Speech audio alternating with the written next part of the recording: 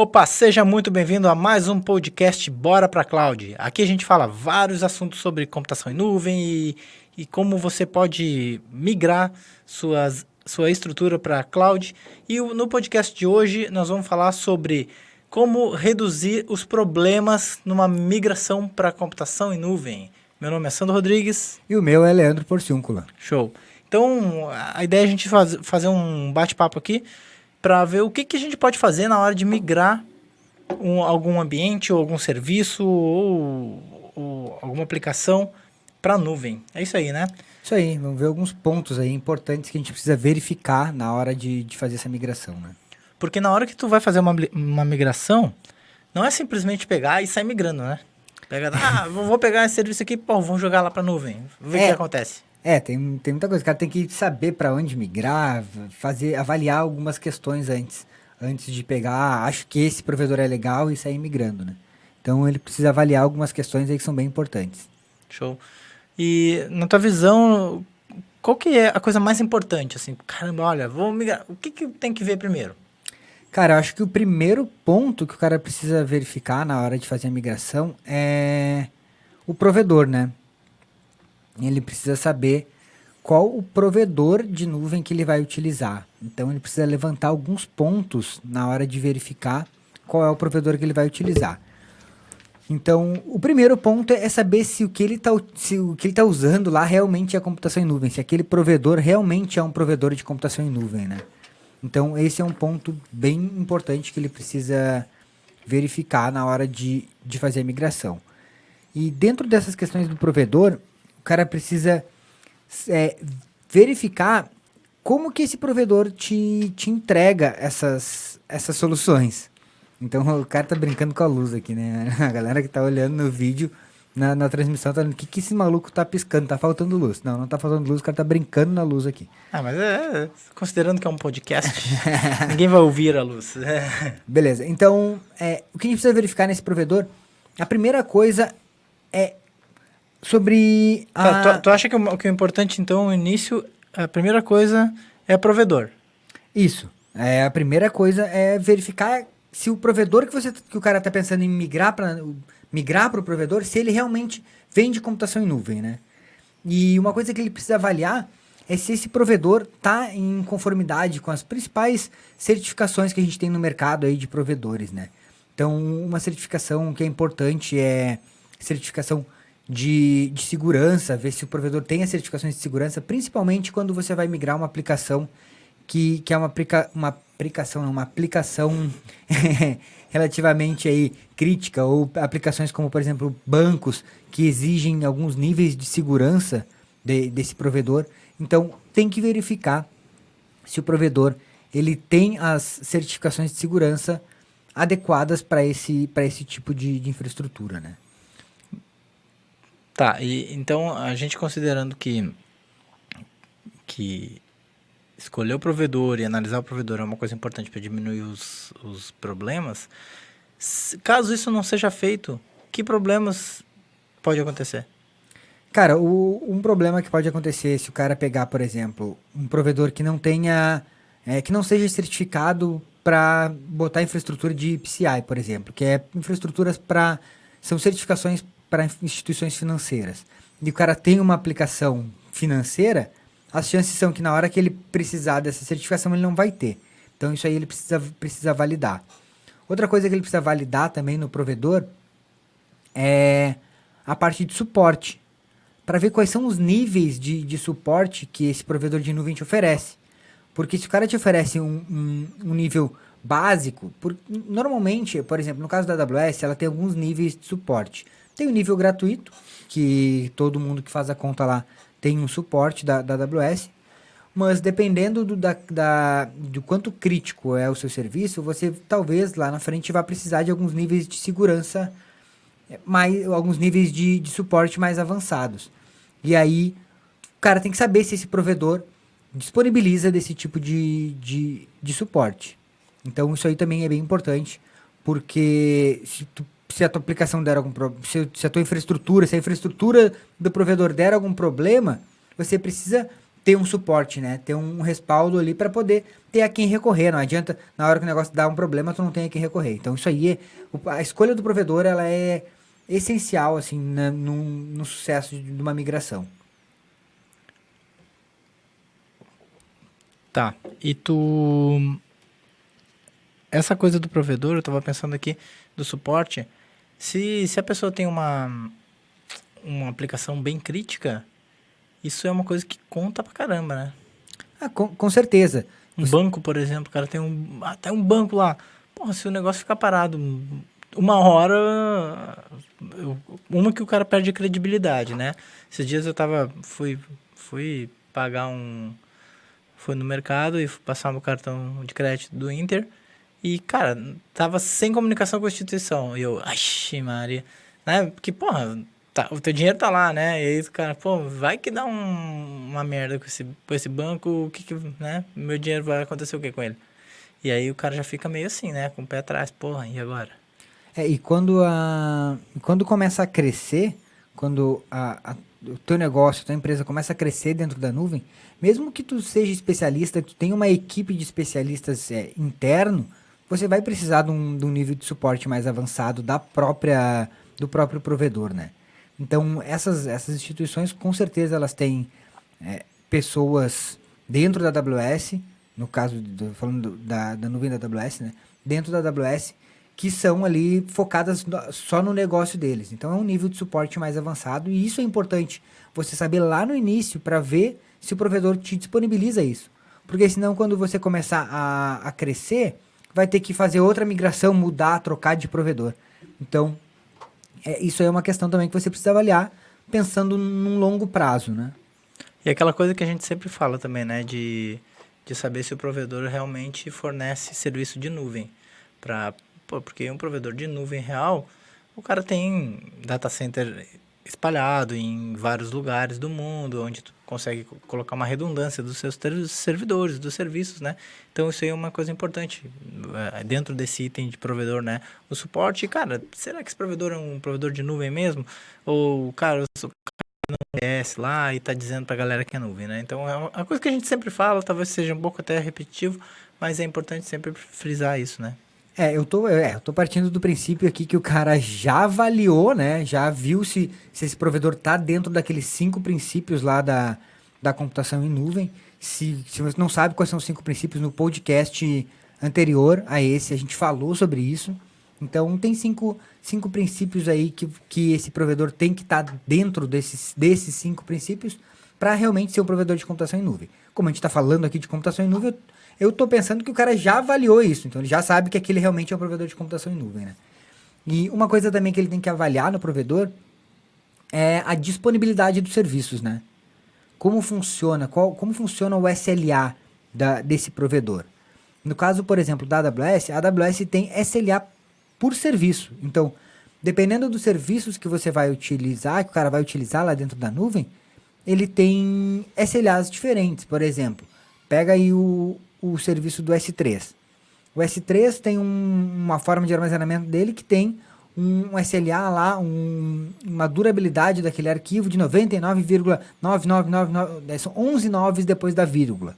Daí você já pega um outro serviço, por exemplo, o serviço de instâncias, ele já tem um SLA um pouco menor, assim, um pouco menor que esse também não, esse aí é quase 100%. Né? Então, cada serviço tem um SLA diferente, e na hora que o cara tá utilizando a computação em nuvem, ele precisa saber quais são os serviços que ele vai utilizar lá dentro para entender esse SLA. E também ter uma forma de verificar nesse provedor se os serviços estão funcionando, se deu algum problema, acompanhar os logs da infraestrutura, né? Porque, por exemplo, eu dou o exemplo da AWS direto, né? Então, a AWS tem lá uma console que você enxerga todos os serviços, os status de todos os serviços distribuídos em todas as regiões do mundo inteiro. Então, se deu problema em algum serviço ou tá com algum nível de instabilidade, o cara consegue acompanhar por lá. Então, isso aí, o cara precisa saber se o provedor tem, que é para ele poder ter uma migração sem se preocupar, porque às vezes o cara joga num provedor que não tem esse tipo de coisa, e aí começa a dar problema no provedor, o cara não sabe o que está acontecendo. Então, essa escolha do provedor aí, ela é muito importante, e essa verificação desses 3 pontos aí, que é o SLA, a parte de certificações do provedor e também a parte de suporte desse provedor, isso aí é importante o cara avaliar antes de fazer de começar a fazer a migração. E a galera pode pensar assim que a gente, cara, mas o cara sempre puxa a sardinha, a brasa pro assado da AWS, né? Mas é que isso porque a gente considera que é um provedor mais maduro, que tem mais funcionalidades e o que a gente gosta de usar e que tem um leque maior de possibilidades. Mas a gente falando aqui de computação em nuvem, também Google Cloud é computação em nuvem, a gente tem certeza disso e, cara, tem todos aquelas cinco princípios. Microsoft Azure também, tem alguns outros provedores menores. Oracle, não sei se tem. Oracle Sim, também, né? sim. Oracle e qual outra aí? Cara, tem várias aí que estão surgindo. Existem provedores até aqui no próprio Brasil, aqui no Brasil mesmo, existem provedores realmente de computação em nuvem. E por isso o cara tem que avaliar isso aí. A gente fala de AWS porque, como tu disse, a AWS é a plataforma de nuvem mais antiga e a mais madura de todas, que tem mais recursos. O que acontece, que eu noto no mercado, é que as outras copiam muito a AWS, né? Então, o que a AWS faz de inovação, os outros vêm copiando eles porque eles estão quase um passo atrás, assim, da Amazon. Então, é isso aí também que faz, eu acho, a Amazon hoje ser a maior empresa aí do mundo, né? E é por isso que a gente fala de AWS. Show. Tá, beleza. Então, um provedor, a gente abordou alguns pontos aqui. E qual seria um outro item importante que a gente precisa avaliar na hora de... que a gente precisa avaliar para diminuir os problemas, né? Para tentar minimizar os erros, os problemas, não os erros. Isso. Então, a segurança, para mim, é um ponto super importante. E isso vem desde a segurança da parte do provedor, das ferramentas que o provedor de nuvem te fornece para tu aumentar os níveis de segurança, até a parte de configuração sua lá, a configuração do cara que está configurando a infraestrutura das ferramentas de segurança. Então, as configurações de segurança são essenciais e é uma coisa que, cara, todo mundo não, mas a grande maioria não dá bola, deixa passar e deixa assim que depois eu arrumo. Deixa padrão. Deixa padrão. Inclusive, hoje eu mandei pro pessoal eu recebi no WhatsApp um post de mais uma empresa aí que teve os dados vazados dos seus clientes por uma configuração errada de segurança. Nossa, mas... Um bucket no S3. Na Amazon? Na Amazon. Mas é uma configuração errada do cara que fez a configuração. Mandei lá pra galera hoje Empresa grande? Empresa grande, uma empresa de software aí de gestão de empresa, assim, financeiro, sabe? Uhum. Então, teve os dados dos seus clientes vazados aí por um erro de configuração. Então, o cara tem que se preocupar, e isso aí não é só a configuração, tá? Por exemplo, a parte quando o cara cria a conta dele no provedor, tu tem um usuário e uma senha. Cara, isso aí é muito importante, tu ter fazer as configurações de segurança essenciais desse usuário, principalmente do usuário root, tá? Porque às vezes o cara acha que é só, tem usuário e senha, deu. Isso, e o que eu vejo acontecer é, o cara pega esse usuário e senha, o root, o padrão, e espalha para os colaboradores dele na empresa. Aí todo mundo usa o usuário root lá da AWS. Nossa. Cara, isso aí é uma falha de segurança gigantesca que vai te dar problema com certeza lá na frente, porque essa senha vai vazar ou algum problema tu vai ter. E então tem que saber se o provedor te fornece ferramentas para o cara poder fazer essa distribuição para os colaboradores dele, às vezes até integrar com um controlador de domínio interno que ele já tem na empresa dele, que faça essa gerência de usuários, ele pode integrar a plataforma de nuvem com isso. Então, por exemplo, no caso da AWS, você consegue integrar a autenticação dos usuários com os usuários que você já tem local na sua empresa.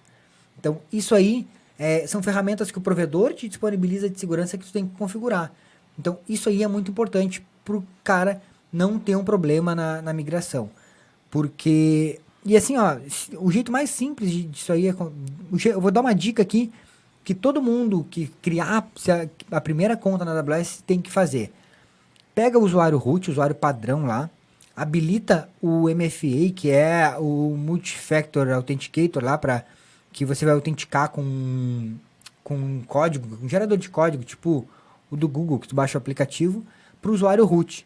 E cria um usuário diferente, com permissão de admin, pode ser, ou com as permissões que forem, para você utilizar no dia a dia. E aí guarda aquele usuário e aquela senha de root lá, porque aquele usuário, ele é o único que pode detonar a sua conta.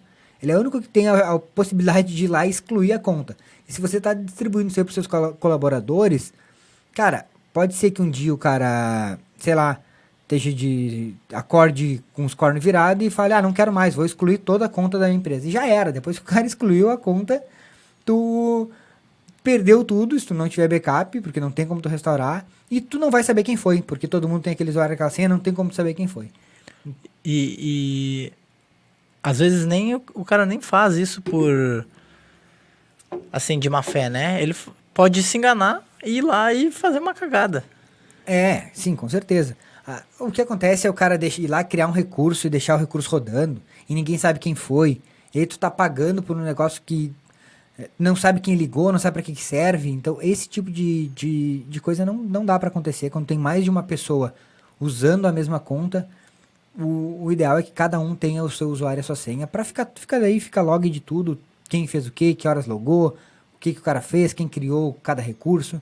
E aí, isso aí vai te dar menos dor de cabeça lá na frente quando começar a ter as encrencas, né? Tá, e às vezes também o cara que é do financeiro, que precisa lá acessar o billing para ver o que acontece, ele não precisa necessariamente acessar a parte técnica lá onde tá as instâncias, né? Eu não sei se tem esse tipo de controle. Tem, sim, tu consegue criar um usuário específico pro cara do financeiro acessar e ver, ou né, na real esse cara não precisa nem acessar para ver, né? Tu pode configurar um e-mail para ele receber no e-mail dele o billing. Então, a fatura. Ele não precisa nem acessar a console, ele recebe essa fatura lá, ou tu escolhe, esse aqui é o e-mail do financeiro. Bota lá que o cara vai receber essa fatura. Mas tu pode fazer, eu tenho um cara que só precisa criar instâncias, só trabalha com a parte de EC2, por exemplo. Aí tu vai lá e dá a permissão para ele só no EC2. Não, tem um cara que é responsável pelo storage de objetos, que é o S3. Esse cara vai ter um usuário que só vai ter acesso àquilo ali. E é isso aí que vai fazer você ter um controle melhor daquela infraestrutura, né? Legal. Tá, beleza. E mais alguma coisa relacionada à segurança? A gente falou aqui da segurança da conta, né? Isso, a outra segurança tem a parte da segurança dos provedores, né? Que eu já falei, as certificações de segurança. Isso aí prova que o provedor realmente está dentro dos padrões exigidos de segurança, esse tipo de certificação. E as configurações das aplicações, dos serviços da AWS que o cara que está montando a infraestrutura precisa fazer, né? Essa aí, normalmente, é aí que tá um furo. O cara não conhece os serviços e deixa no padrãozão lá, deixa tudo de default. E as chances são que ele vai ter um problema. Nesse caso que eu falei antes, de uma empresa que teve os dados vazados essa semana aí, o cara fez um ambiente de testes, não era um ambiente de produção, só que para usar o ambiente de testes, eles usaram os dados reais dos clientes. Nossa. E aí o que aconteceu foi que, é teste mesmo, vamos deixar público aqui o bucket, só que eles botaram os dados dos clientes reais. E aí o que aconteceu é que vazou esses dados, né? Então, é o cara configurar as ferramentas certas, enquanto você estiver fazendo teste, faça teste com bases sem dados reais, de preferência. Não faça teste com bases que tenham os dados reais de clientes ou até mesmo da sua empresa. Quando você for fazer os testes, eu sempre indico fazer com dados fictícios, que é para não ter esse tipo de problema, né? Se você deixar lá um banco de dados aberto ou um bucket aberto, tu não vai ter perigo aí de vazar dado. Mas o que vai acontecer é o cara acessar e destruir teus dados que eram lixo já mesmo. É isso aí, são as ferramentas, configurar as ferramentas de segurança da forma correta. E aí são várias e várias, daria para fazer um podcast, acho que a gente já até tem um podcast falando só de segurança, né? Tem. Então tem um podcast específico só de segurança, que eu falo de ferramentas que tem que configurar. Tem também lives no canal no YouTube, tem vários vídeos também que eu mostro, inclusive na prática, como configurar essas ferramentas de segurança. Tem ferramenta que vai te alertar se alguma coisa acontecer. Tem ferramenta que ela toma, que você configura e caso aconteça alguma coisa, ela volta atrás. Se um cara for lá e deixar um bucket público, o serviço vai lá e desfaz aquilo que o cara fez, entendeu? Então é esse tipo de coisa que tem que estar... tem que conhecer e tem que configurar no seu ambiente de produção. Legal. E essa falta de configuração, falta de conhecimento nessas ferramentas, nesses recursos, é o que faz a galera ficar falando, a nuvem não é segura, blá, blá, blá, é caro, isso, aquilo. Não é porque o cara faz errado. E também esse tipo de notícia que nem saiu, esse post aí, o cara lê um pedaço só, e esse aí até que estava bem escrito, mas o primeiro que aconteceu com isso falou que empresa tem seus dados vazados na nuvem. Putz. Tipo, os caras já estão botando a culpa na nuvem, entendeu? Uhum. E só que depois quem fez esse post até se retratou que, na verdade, não foi culpa da nuvem, e sim de alguém de dentro da empresa que tinha feito configuração errada e tal. Mas é esse tipo de coisa aí que acaba deixando a galera, principalmente as pessoas que não conhecem a computação em nuvem, com receio de usar a computação em nuvem, né? Então... E pior é que a galera já tem esse preconceito, né? Já ouve falar, daí tem coisa de dados vazados e tal, e aí vem o cara e escreve um post desse, é como se acendesse um fósforo assim num lugar cheio de gasolina. Aí começa todo mundo a falar, viu? Eu falei que não era seguro, eu falei que dava pra invadir. Tem uns aí que falam que eu já ouvi a gente falar que não adianta criptografar, que dá pra descriptografar, que é fácil. Então, Nossa. tipo, tem gente que fala isso. Eu queria saber como é que os caras descriptografam coisas aí, porque tem muita gente perdendo dinheiro com aqueles ransomwares que estão criptografando tudo. E, cara, não conheço ninguém que descriptografe aquilo em tempo hábil, né? Sim. É brabo isso. E esses problemas que acontecem na nuvem, eles também acontecem no ambiente local, se o cara não configurar direito. É a mesma coisa, a mesma... inclusive nem a mesma. Na nuvem é mais seguro, né? Porque lá tem mais ferramentas disponíveis para tu reduzir esses problemas, reduzir esses riscos. Coisa que no TI tradicional, no VPS ou no ambiente local, não tem. Lá tem muito mais ferramentas. Só que o cara precisa saber usar e usar, né? Sim, se tu vai pegar essas ferramentas para um ambiente tradicional, cara, isso aí é uma fortuna, custa horrores de dinheiro. Pensa, era o que os bancos investiam antigamente, né? Um banco investia horrores em segurança de TI ali, porque para eles era pior. Tipo, um banco, eu acho que um dos piores problemas aí que o cara tem de dados vazados, que nem é dados vazados, mas se alguém invadir e roubar dinheiro. Né? Uhum. Então, os bancos investiam horrores. Hoje o cara tá criando banco em meia hora não, mas tipo em um mês o cara cria um banco lá. É só criar uma aplicação que já faz o banco, já tem a infraestrutura toda com as normas de segurança que tu precisa na nuvem, né? Então, é muito... Não tem como tu comparar a segurança da nuvem com a segurança local. A nuvem é muito mais segura e muito mais barata. É isso que a galera não consegue entender. Tem gente que fala, a nuvem é cara. Cara, não dá pra tu comparar uma máquina montada com Windows pirata instalado com uma aplicação rodando na nuvem. Tipo, é óbvio que na nuvem vai ficar mais caro do que tu botar uma máquina montada com Windows pirata. Isso aí não tem comparação. Mas se tu for comparar os recursos que tu tem na nuvem, de segurança, de disponibilidade, de opções de escalabilidade, de ferramentas, cara, tu não consegue criar isso aí no ambiente tradicional. Se tu conseguir, vai sair muito caro, vai ser um absurdo de caro. É a mesma coisa que tu comparar uma sardinha com salmão, né, cara? Nossa, mas o salmão é muito mais caro. Sim, mas é muito melhor, né? Mas os dois são peixes, sim, mas são totalmente diferentes, né? Então compra o salmão enlatado. Não, é isso aí, o cara entendeu que essa galera que compara, normalmente eles não entendem. Algum ponto eles não sabem. Ou eles não sabem a computação em nuvem, ou eles não conhecem TI, só conhecem a infraestrutura de Enjambrada. enjambrada. E aí tudo bem, aí vai ser para esse cara que só faz gambiarra e só conhece infraestrutura enjambrada, é óbvio que ele vai achar sempre caro, né? Porque ele tá acostumado a fazer gambiarra, fazer os Dá um troços jeitinho. dar um jeitinho, fazer pirata e tal, aí vai ser caro. Aí não adianta tu querer um negócio que seja mais barato do que do que o cara, da porcaria que o cara faz, não tem como, né?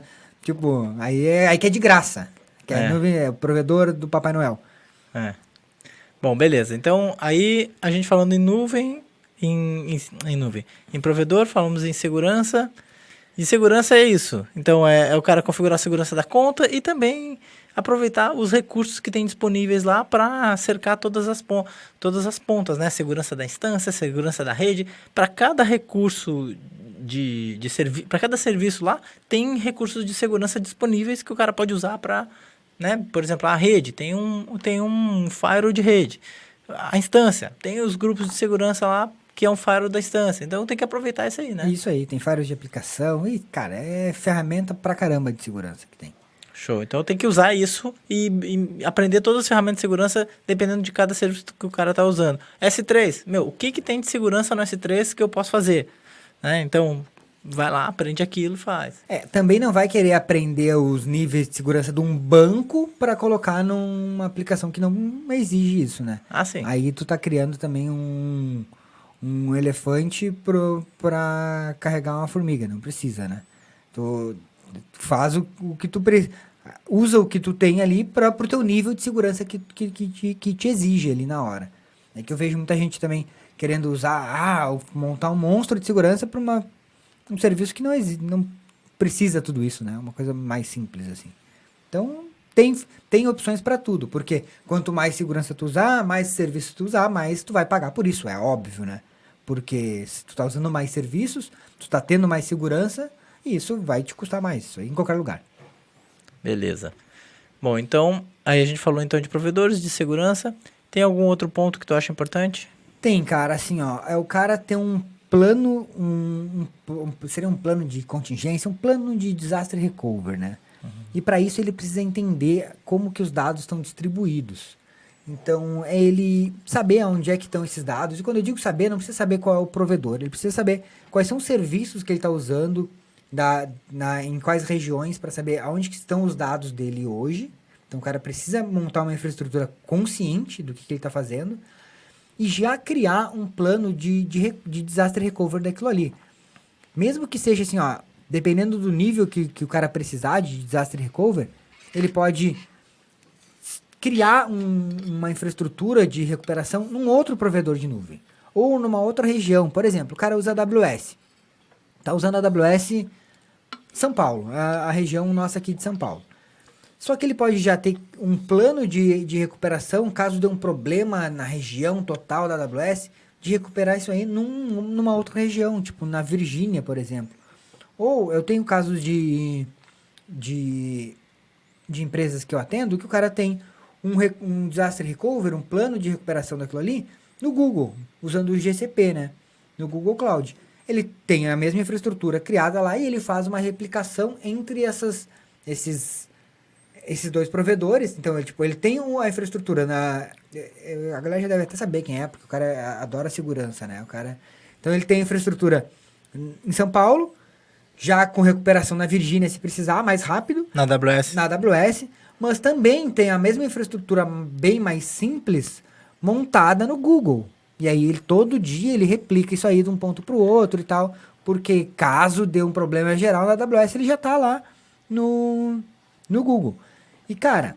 Acho que se der um problema geral na AWS, só ele vai estar vivo na Terra. Mas tudo bem, o cara tem um plano de recuperação, entendeu? E por que ele tem esse plano? Porque ele sabe como que está distribuído geograficamente, ele sabe os serviços que ele está utilizando em cada plataforma de nuvem. Então, ele sabe como ele pode... se der um problema aqui, eu sei como eu posso restaurar isso aí lá. E tu tem que ter esse plano e talvez de vez em quando seja legal testar, né? Não adianta ter um plano no papel e nunca testar, daí na hora que precisa não dá certo. Então, é uma forma de tu também diminuir um risco de um problema de migração. Ou já não é mais de migração, já é um problema de produção, né? Quando você está em produção. Mas, para isso, o cara precisa conhecer os serviços que ele está usando na nuvem para poder criar esse plano aí de recuperação. Isso é importante, principalmente quando tu vende infraestrutura, tu vende software como serviço. Por exemplo, eu tenho lá um software de contabilidade. Eu ainda vou abrir uma contabilidade. Não. Não vou não, tô brincando. Eu sempre falo de contabilidade. Não sei se é trauma, acho que é trauma isso.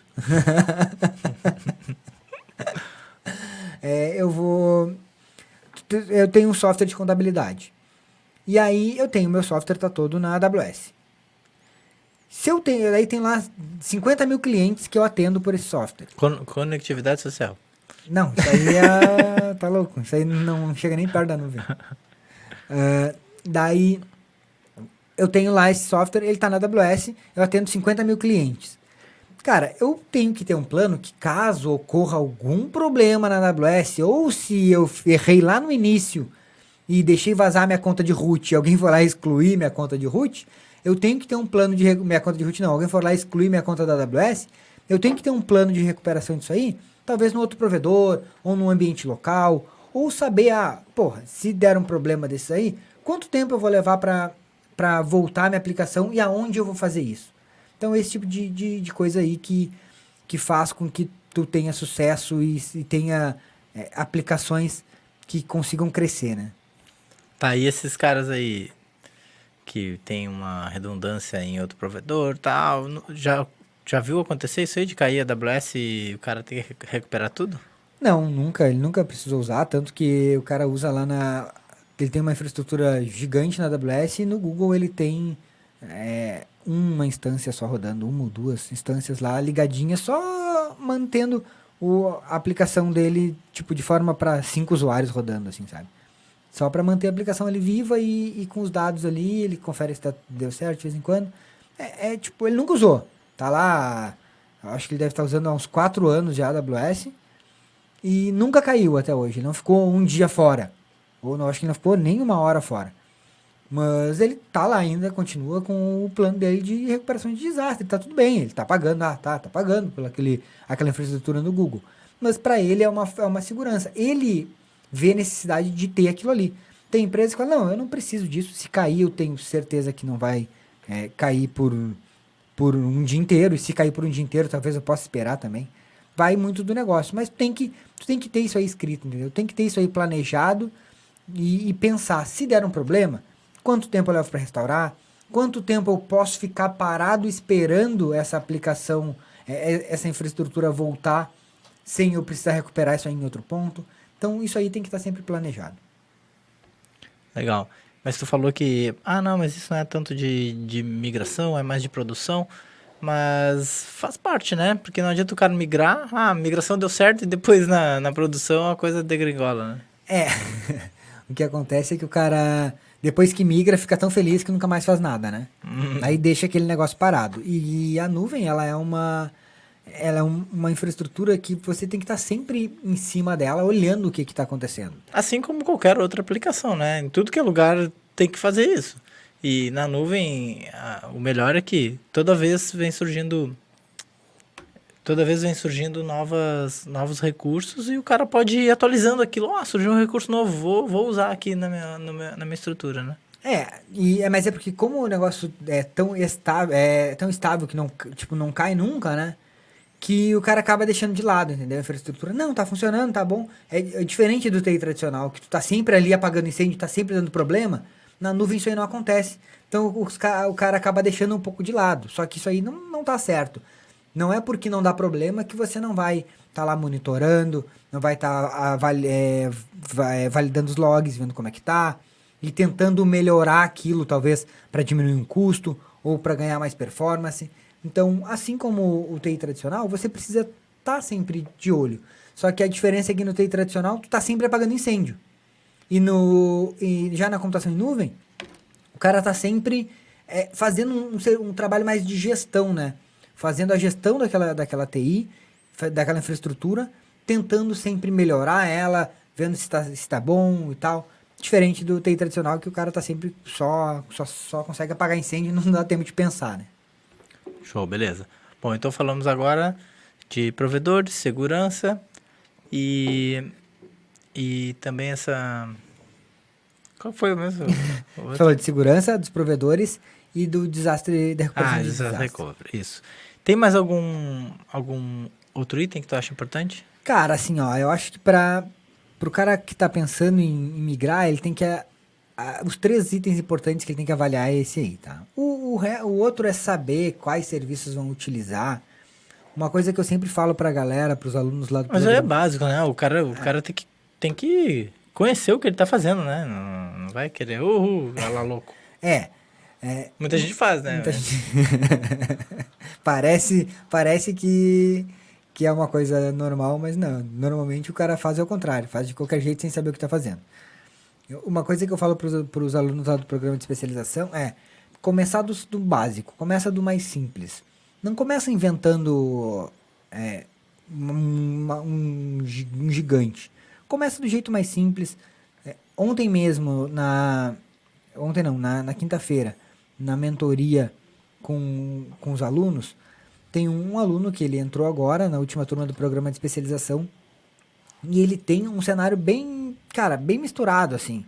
Tem aplicação em VB, com banco de dados em Axis, misturado com PHP e MySQL, Vixe. com Windows, com Ubuntu, com aplicação local. A aplicação dele é meio que um monte de coisa, entendeu? E aí ele tá, qual o melhor cenário para levar isso aí pra nuvem? Eu falei, cara, tem o melhor cenário e tem um cenário mais fácil de tu testar isso aí para depois tu chegar no melhor cenário. Se tu for esperar chegar no melhor cenário, tu vai levar um tempão. Então, assim, ó, vamos pensar em migrar isso aí como tá, do jeito mais simples. E aí, depois de tu migrar, talvez não migrar em produção, mas sim migrar em ambiente de teste. Depois que você testar do jeito que tá, nós vamos melhorando aos poucos. E aí eu falei pra ele, não é um processo que tu vai fazer em um mês. É um processo um pouco mais demorado, que aqui nas mentorias eu vou orientando ele, né, na mentoria lá com os alunos, de quais serviços ele vai utilizando e tal, e aí conforme ele vai fazendo o curso, ele vai saber quais são, usar esses serviços. Então, eu vou orientando, e aí ele vai usando esse serviço da forma correta, entendeu? Então, é isso aí que o cara tem que entender. Ele não pode querer sair de uma aplicação, ele tem tudo isso aí hoje num servidor virtualizado com... Eu nem sei qual é o virtualizador que ele usa, algumas algumas máquinas virtuais ali, Linux, Windows, misturado. Não adianta já separar isso aí tudo na nuvem em diversos serviços. Eu falei para ele, vamos migrar essas máquinas virtuais para dentro de instâncias, e aí depois disso aí migrado lá dentro, a gente começa vamos colocar um banco de dados que é MySQL, a gente já pode colocar no RDS. A aplicação que é PHP, ela não precisa estar no Windows, ela pode estar no servidor Linux e tal. E a gente vai começar a distribuir isso aí depois de já estar dentro da nuvem, né? Que eu acho que é a forma mais fácil. Então é o cara não tentar inventar, chegar num prédio de 50 andares sem fazer a base, né? Legal, show de bola. E mais alguma coisa, Leandro, que tu acha importante? Não, cara, é isso aí. Esses erros. Não, é isso aí. É o cara conhecer bem o provedor que ele está migrando, conhecer bem o que é realmente a computação em nuvem, né? Que eu falei, que isso aí foi no podcast anterior. Porque... Isso é uma coisa que a gente não cansa de falar, né? Porque a gente fala, cara, o que realmente é a computação em nuvem? E sempre aparece comentários, não sei o que, e aí tu vê, putz, esse cara não sabe o que tá falando. Não sabe o que é realmente a computação em nuvem. E aí tu fala assim, saiba o que é a computação em nuvem. Aí o cara pensa, mas eu já sei. Putz, não sabe, cara. É uma coisa que eu acho que a gente deveria falar em todo o podcast, né? Todo vídeo. Vamos fazer um desafio. A gente podia lançar um desafio, né? Qual?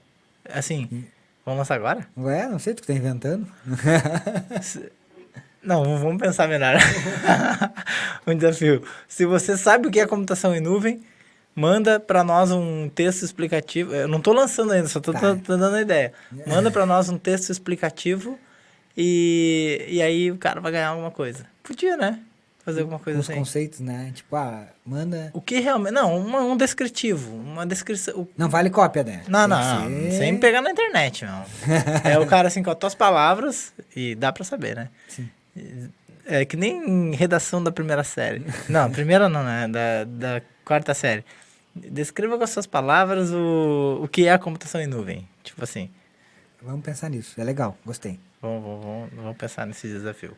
Então, é isso aí.